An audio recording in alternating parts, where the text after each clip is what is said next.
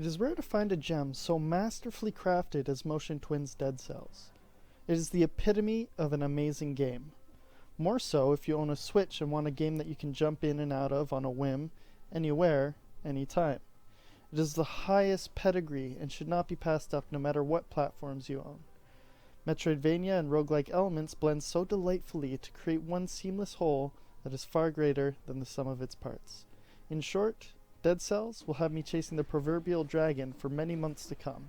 It is my introduction into the roguelike subgenre, and I wouldn't have it any other way.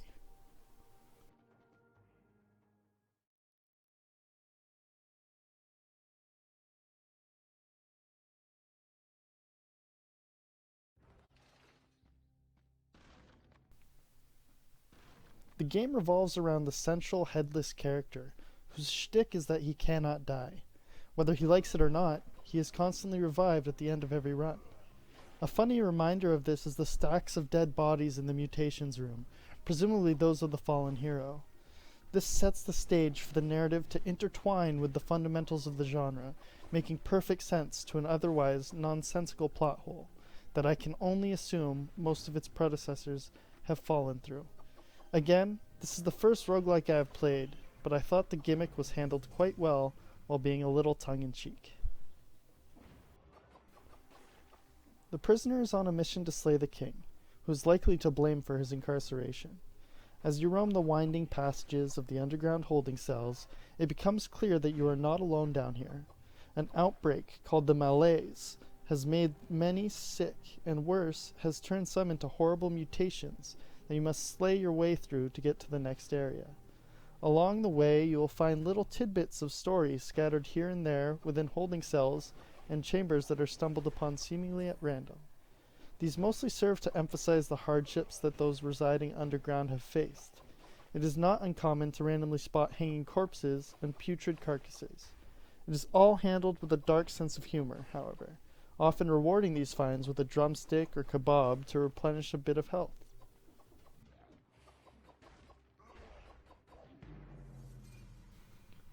The game mechanics are also airtight. Responsiveness in controls and abilities make the player feel powerful, allowing a skilled player to never miss a beat, and a rookie to feel like he can become a skilled player. A mishmash of rolls, double jumps, and a plethora of pickup abilities all culminate in a delightful experience that remains unmatched.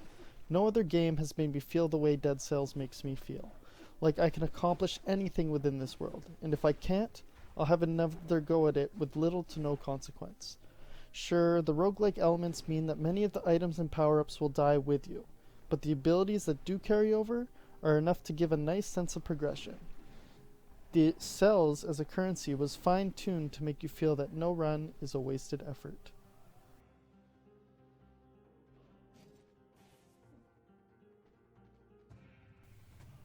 The game's graphics and sound also add something indescribable to the experience. It is done in a pseudo 16-bit art style that is really nice to look at, with a wide range of color palettes that keep the game looking fresh, be it for a 5-minute run or a 30-minute one. The music made me feel like I was in a dystopic world, often ramping up whenever a more difficult enemy or boss was standing before me. The sound effects too did not disappoint. Every swing of the sword that landed, or every twang of the bowstring, felt satisfying and rewarding. Ultimately, the sound and art were handled perfectly and with fine craftsmanship.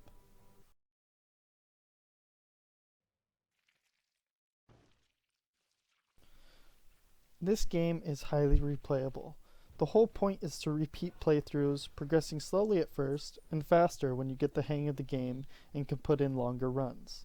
The cells can be spent on a variety of abilities and weapons, and there's almost always something to strive for. The more desirable abilities will cost more cells, encouraging further playtime.